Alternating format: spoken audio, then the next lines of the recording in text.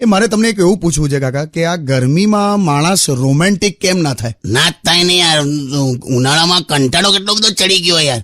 સુસ્તી જો માણસની, એમાં પાછો શ્રમ પડે, ના મજા આવેલા. તમે તો એવી વાત કરો છો જાણે બાકીનું વર્ષ બહુ રોમેન્ટિક હો. એ તો તું છે એટલે મારો રોમેન્સ વર્ષો પહેલા છૂટી ગયો. બાકી અભી ભી હા કે ભાઈ બન, हाँ। अभी भी मैं मैदान में उतरू ने तो यंग एंड बबली टाइप लड़की होवे ने हाँ। उसको कन्विंसिंगली प्रपोज कर सकता हूँ. એટલે આખી વાતમાં હિન્દી શું કામ બોલ્યા? એટલે આખા હિન્દુસ્તાન લેવલ પર કોન્ફિડન્સ બતાડ્યો લા. પણ યંગ છોકરી તમને શું કામ હા પાડે? કેમ કે મારે કોઈ ખર્ચો જ નહીં ને.